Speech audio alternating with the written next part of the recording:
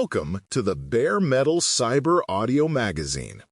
Each edition brings you sharp insights and fresh perspectives from the world of cybersecurity, straight to your ears. For more resources and content, visit baremetalcyber.com or cyberauthor.me. Let's dive in. Welcome to Vanity Metrics Anonymous, the imaginary support group where every cybersecurity professional has a story about a dashboard that looked fantastic while doing absolutely nothing to improve real safety. Picture the scene: glowing pie charts, crisp bar graphs, and traffic light icons proudly flashing green. They look impressive in a boardroom or on a quarterly report, but behind the glossy veneer hides a dangerous truth. Activity does not equal security.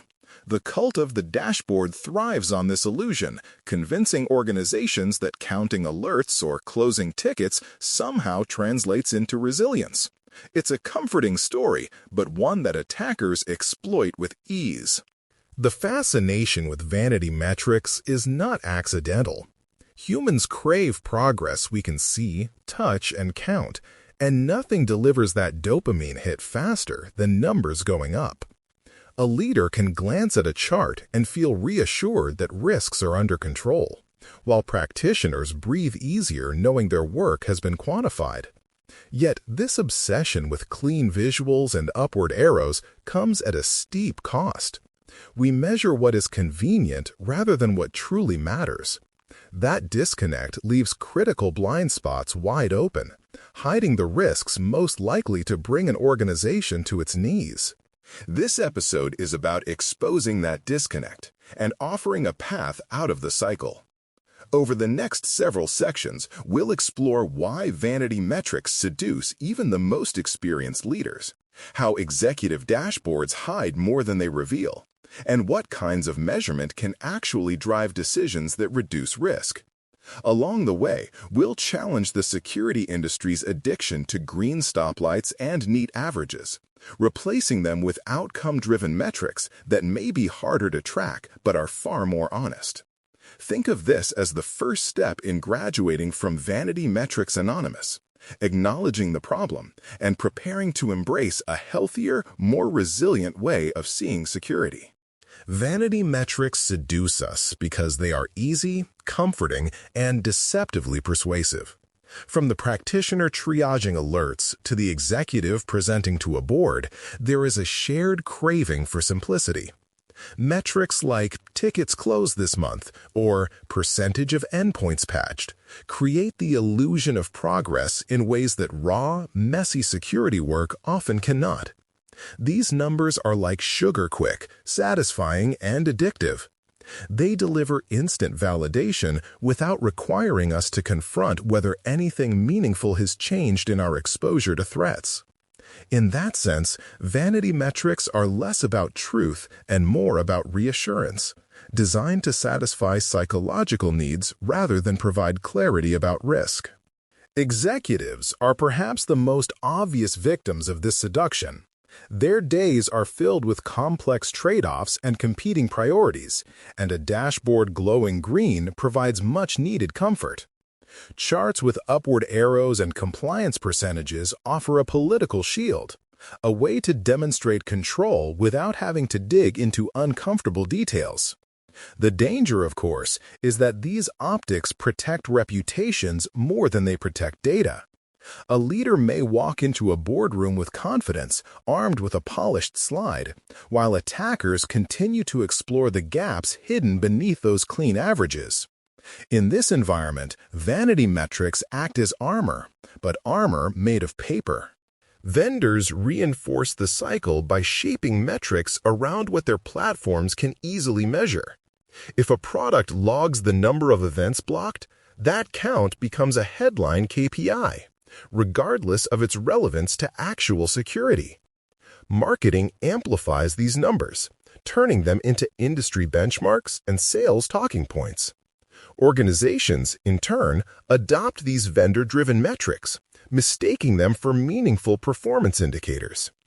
Instead of asking, how quickly can we stop an attacker from reaching our crown jewels, they ask, How many scans did we run last quarter? The gravitational pull of what's easy to collect overwhelms the harder task of asking what truly matters. Teams themselves can become trapped in a feedback loop of chasing improvements in meaningless scores. A few extra points in a security rating system or an increase in the number of alerts resolved can feel like progress.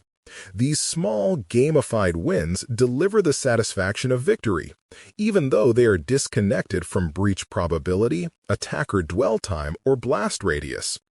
It is the trap of the local maximum, celebrating a climb up a hill that leads nowhere. The organization feels as though it is advancing, but in reality, it is optimizing for metrics that attackers completely ignore.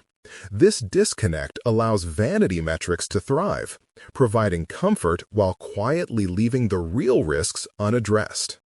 Executive dashboards are often treated as the crown jewels of security reporting, but they frequently do more to hide risk than to expose it.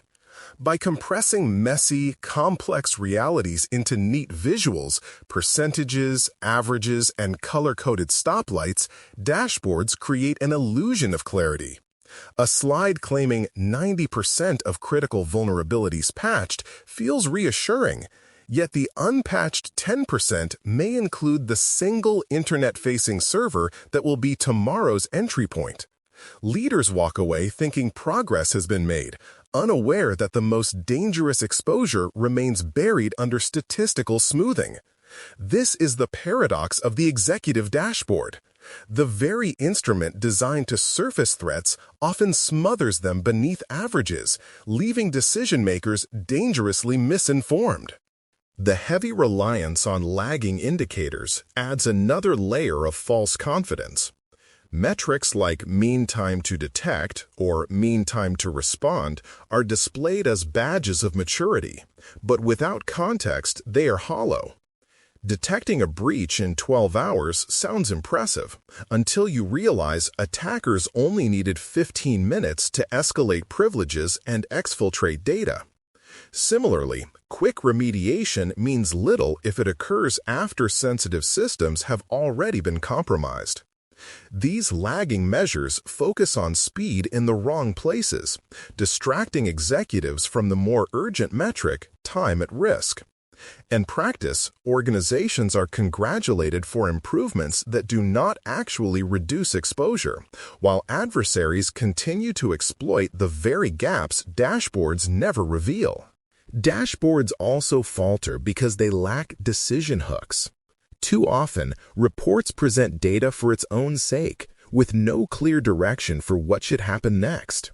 A graph might show phishing attempts doubling, but unless it comes with a recommendation, fund new filtering tools, expand user training, or shift resources, the information is inert. Executives don't need trivia. They need actionable insights that point toward decisions. Without this bridge between data and action, dashboards become background noise, filling meetings with charts and colors that look sophisticated but fail to inspire movement. The net effect is an expensive ritual of reporting that leaves organizations no safer than they were the week before. Perhaps most corrosive is the way dashboards distort incentives. When success is defined by green stoplights, teams inevitably focus on making the lights green, even if it means gaming the numbers. Vulnerabilities may be reclassified downward to shrink the red zone, noisy alerts suppressed instead of investigated, or compliance deadlines extended on paper to give the appearance of closure. These practices reward superficial optics while punishing honesty.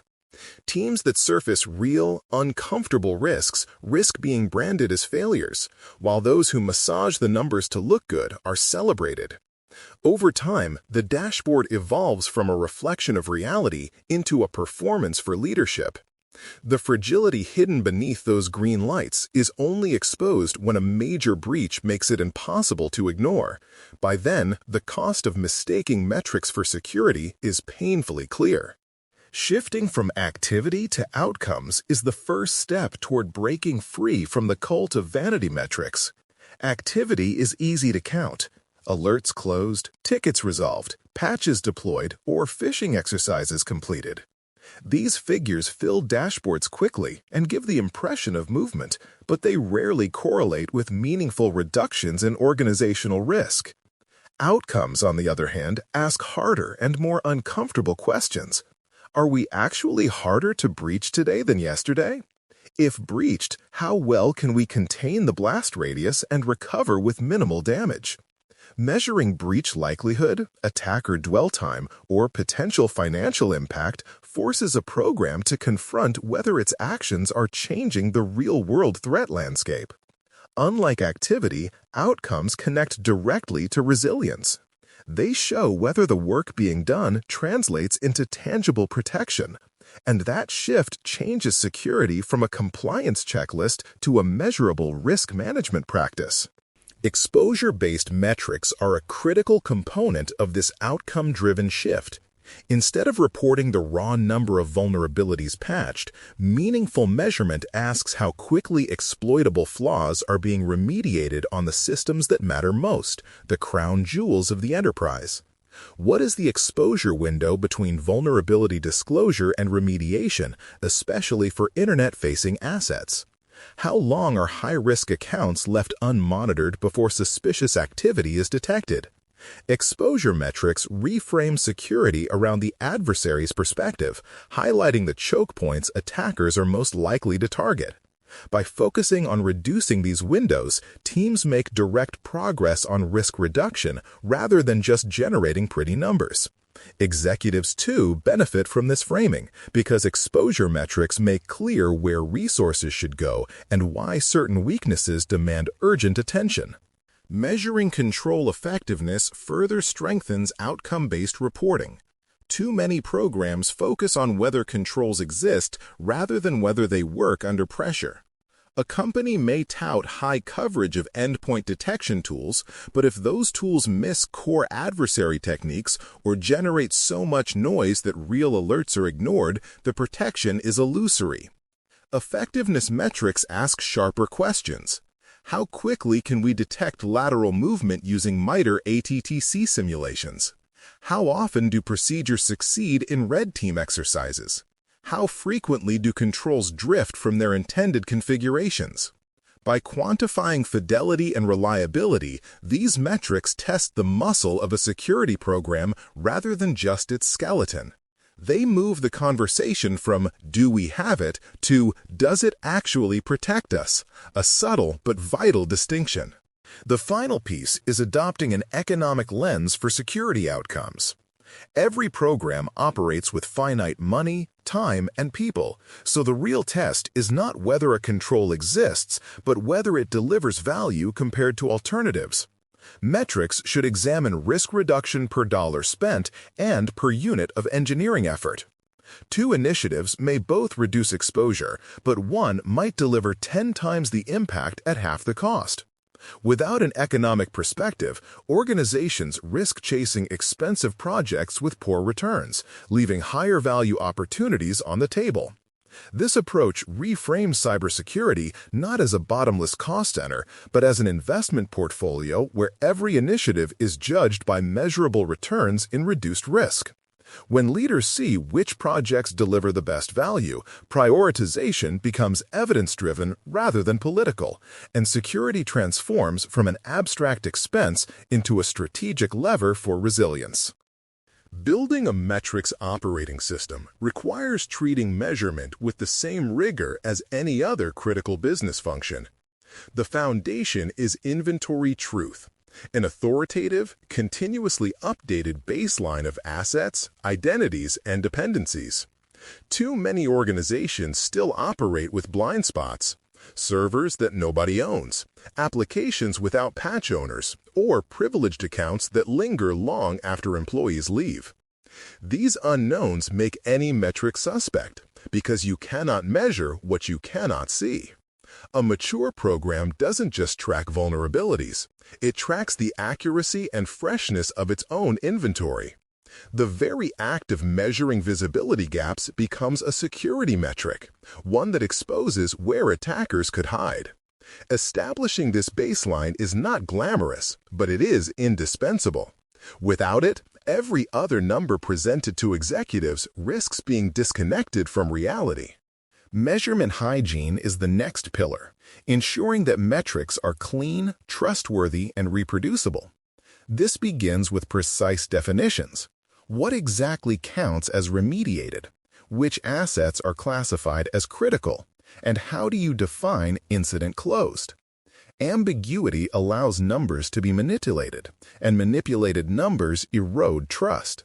Data lineage must also be clear, with leaders able to trace each figure back to its source system and collection method.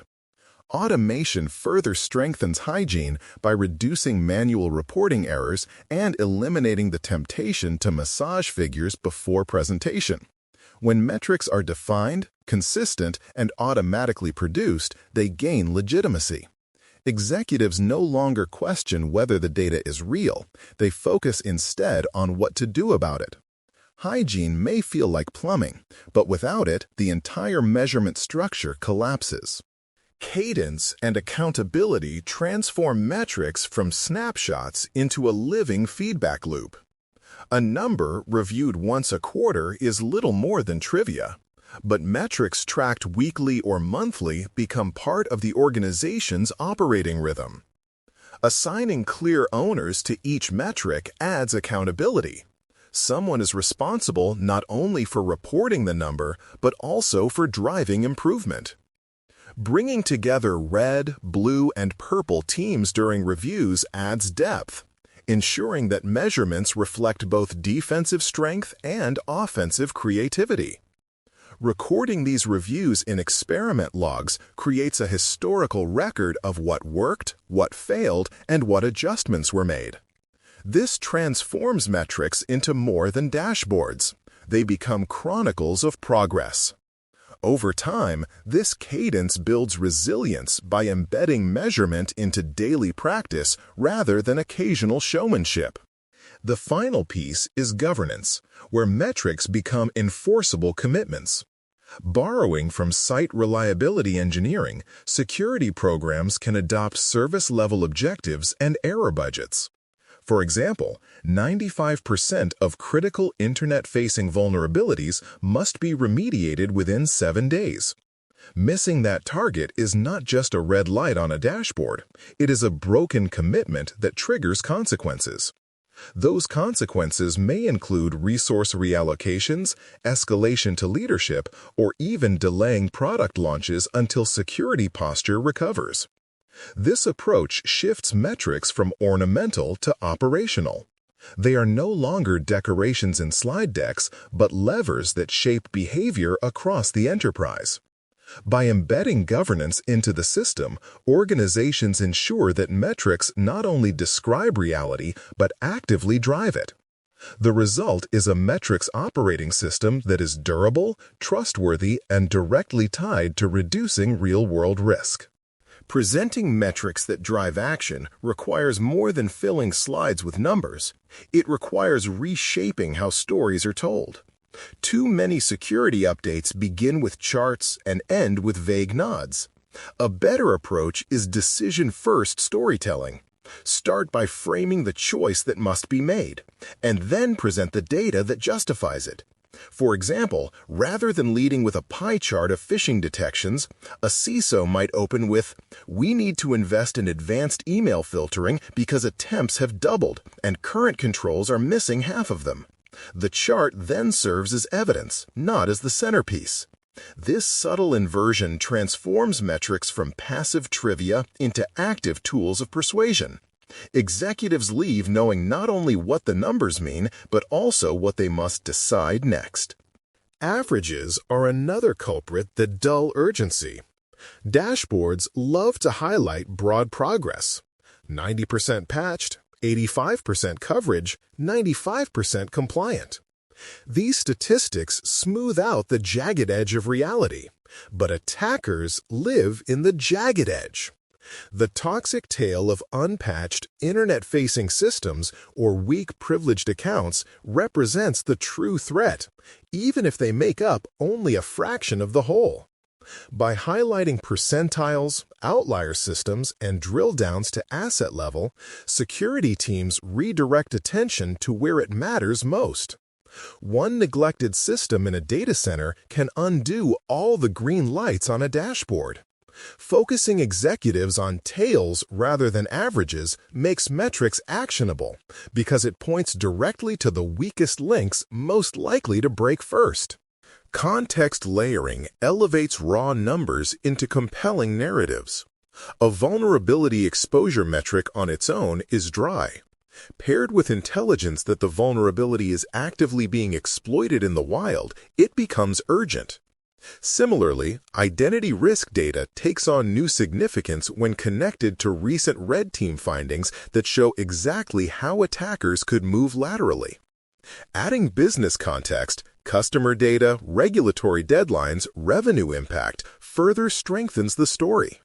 Executives already care about protecting customers and avoiding fines. Metrics linked to those outcomes resonate more deeply than abstract percentages. Without context, metrics remain sterile and easy to dismiss. With it, they become narratives of risk and resilience that demand attention. Finally, metrics must be paired with playbooks that turn numbers into action. A dashboard showing a red or amber status without guidance is incomplete. For every troubling metric, there should be a linked runbook, an assigned owner, and a realistic time to resolution. Better still, each should include the next experiment designed to improve the metric over time. This eliminates ambiguity and ensures accountability. Instead of executives nodding at bad news and moving on, they leave with clarity. Who is addressing it, how long it will take, and what will change if the fix fails. By tying numbers to concrete next steps, organizations prevent dashboards from becoming mirrors of weakness. Instead, they evolve into engines of improvement, with every red light sparking a defined path to green. Breaking the cycle of vanity metrics starts with admitting why they are so attractive. Vanity numbers are easy to generate, easy to present, and easy to celebrate. They provide an illusion of progress that soothes both executives and practitioners. A dashboard showing 95% of systems compliant feels like victory, even if the missing 5% includes the most critical servers. A chart of alerts closed creates the sense of productivity, even if attackers were never slowed. Psychologically, these metrics act as comfort food, instantly satisfying but nutritionally empty. The real danger is political. Vanity metrics protect reputations, shielding leaders from difficult conversations. Nobody wants to explain why dwell time hasn't improved, or why a red team still bypasses controls in minutes. So the green stoplights remain, even as adversaries thrive in the blind spots. In the short term, this feels safe. In the long term, it builds fragility, because organizations mistake polished optics for real resilience. Escaping this trap requires courage at the leadership level. Teams cannot embrace uncomfortable truths unless executives reward them for doing so. Leaders must praise transparency even when metrics look ugly, because only by surfacing weaknesses can they be fixed. A CISO who congratulates a team for revealing a gap in identity controls sends a powerful message. Honesty is valued over appearance. Conversely, punishing those who surface bad news ensures that risks stay hidden until they explode into incidents. Culture must flip the incentives. Instead of chasing green dashboards, teams should be motivated to spotlight the red zones quickly, with clarity and ownership. Leaders who encourage this behavior create organizations that grow stronger through stress, much like muscles adapt after strain. Facing ugly numbers becomes a badge of maturity, not a mark of shame.